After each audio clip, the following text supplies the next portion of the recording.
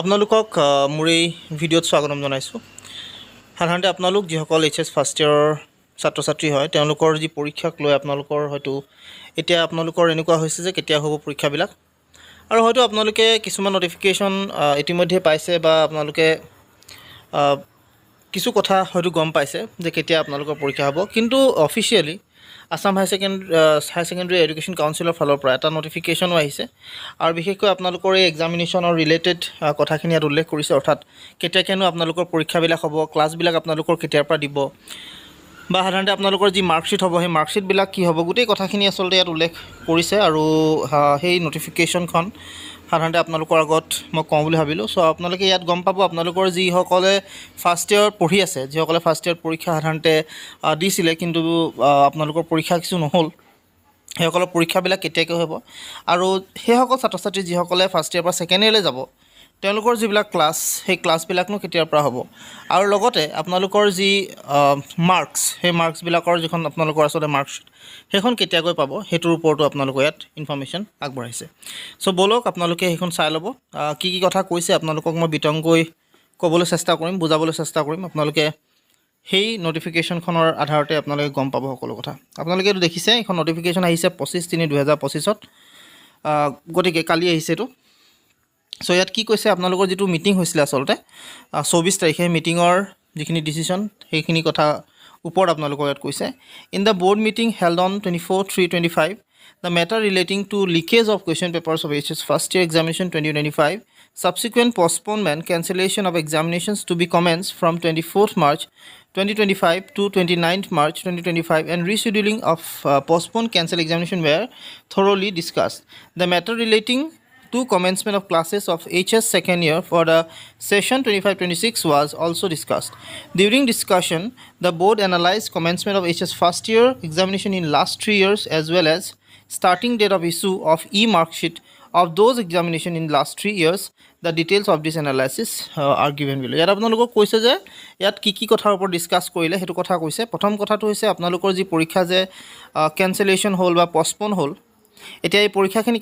কেতিয়ালৈকে পতা হ'ব সেইটোৰ ওপৰত। দ্বিতীয়, আপোনালোকৰ যিসকলে এইচএছ ছেকেণ্ড ইয়েৰৰ যিটো ছেশ্যন আচলতে ক্লাছৰ যিটো ছেশ্যন সেই ক্লাছৰ ছেশ্যনটো কেতিয়াৰ পৰা ষ্টাৰ্ট হ'ব, চ' এইখিনি কথা আপোনালোকৰ তাত ডিছকাছ হৈছিলে। লগতে ইয়াত উল্লেখ কৰিছে ডিউৰিং দিছ ডিছকাশ্যন, এই ডিছকাশ্যনত আচলতে বৰ্ডে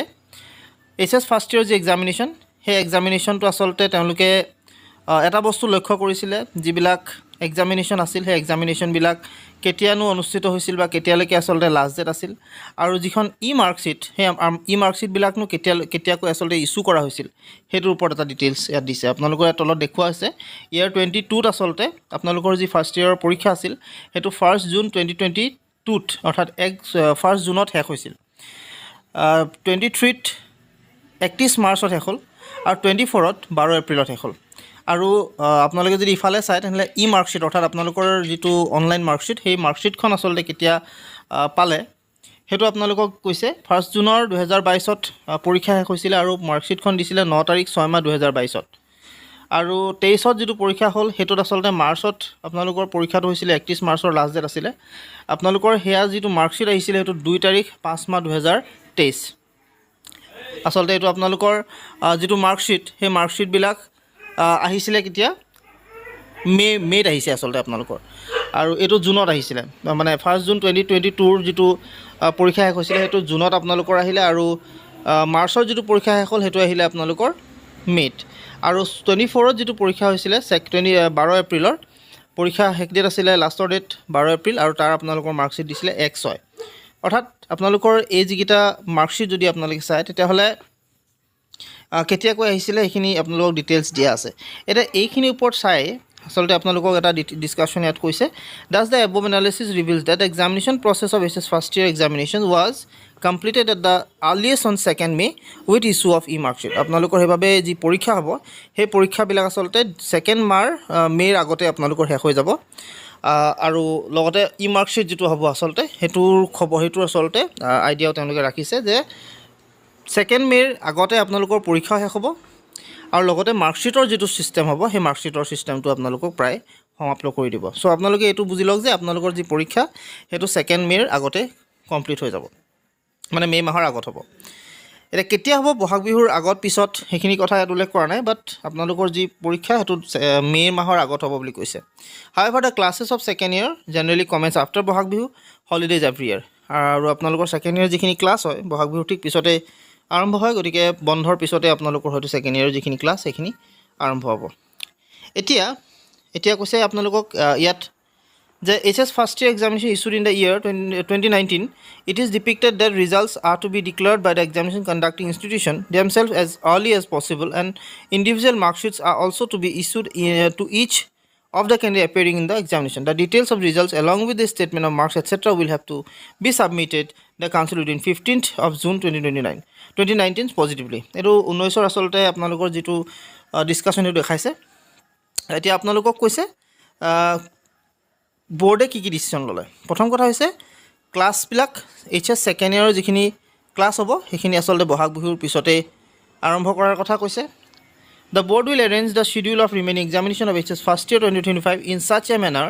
that interested students can download their e-mark sheet from 15th of June 2025 provided that individual institution evaluate the answer scripts and upload the marks before 15th of June 2025 এটা আপোনালোকক কৈছে যে আপোনালোকৰ যিটো পৰীক্ষা সেই পৰীক্ষাবিলাক সাধাৰণতে পতাৰ কথা ইয়াত উল্লেখ কৰিছে আৰু কৈছে যে এনেকৈ আচলতে আপোনালোকৰ পৰীক্ষাবিলাক পাতিব যে আপোনালোকে এই মাৰ্কশ্বিটটো ডাউনলোড আচলতে 15th of June 2025ত আচলতে আপোনালোকে কৰিব পাৰে সো সেইটো কথা আপোনালোকে উল্লেখ কৰিছে আৰু যিটো আপোনালোকৰ ৰিমেইনিং এক্সামিনেশ্যন যিখিনি ফাৰ্ষ্ট ইয়েৰ আছিলে will be preferably conducted after commencement of HS second year classes second year class start হোৱাৰ ঠিক পিছতে আচলতে আপোনালোকৰ পৰীক্ষাবিলাক পাতিব the suitable dates in this regards will be notified in due course of time আপোনালোকৰ ডেটটো পিছত দিব অৰ্থাৎ আপোনালোকে এটা কথাই বুজি লওক আপোনালোকৰ পৰীক্ষাবিলাক মে' মাহৰ আগতে হ'ব আপোনালোকে মাৰ্কশ্বিটটো ঠিক 15 জুনৰ আগতে পাই যাব আপোনালোকে আৰু ক্লাছবিলাক যিখিনি HS ছেকেণ্ড ইয়েৰৰ যিখিনি ক্লাছ হ'ব অৰ্থাৎ ফাৰ্ষ্ট ইয়েৰ যিখিনি ছেকেণ্ড ইয়েৰ পাব সেইখিনিসকলৰ যিটো ক্লাছ সেই ক্লাছবিলাক আপোনালোকৰ বহাগ বিহুৰ ঠিক পিছতে ষ্টাৰ্ট কৰি দিয়াৰ কথা উল্লেখ কৰিছে সো এইখিনি হৈছে নটিফিকেশ্যনখনত গোটেইখিনি কথা আশা কৰিছোঁ গোটেই কথাখিনি আপোনালোকে গম পালে কিবা আপোনালোকক সুধিব লগা থাকিলে আপোনালোকে কমেণ্ট কৰিব মই আপোনালোকক হেল্প কৰিবলৈ চেষ্টা কৰিম আপোনালোকে যিমান পাৰে সিমান প্লিজ ভিডিঅ'টো শ্বেয়াৰ কৰি দিব যাতে সকলোৱে পায় এই নটিফিকেশ্যনখন মই আপোনালোকক সহজভাৱে বুজাই দিলোঁ কি কথা উল্লেখ আছিলে আপোনালোকৰ যিখিনি সন্দেহ আছিলে বা যিখিনি আচলতে কনফিউজন আছিলে যেটো বৰ্ডে ডিচিশ্যন লৈছিলে আৰু বৰ্ডৰ ডিচিশ্যনৰ ওপৰতে আপোনালোকক এই গোটেই নটিফিকেশ্যনখন তেওঁলোকে প্ৰদান কৰিছে আৰু ইয়াৰ ওপৰতে আপোনালোকক মই আপডেটটো দিলোঁ আশা কৰিছোঁ আপোনালোকে শ্বেয়াৰ কৰিব যিমান পাৰে সিমান ভিডিঅ'টো ছাবস্ক্ৰাইব আপোনালোকে চেনেলটো ছাবস্ক্ৰাইব কৰিব ভিডিঅ'টো শ্বেয়াৰ কৰিব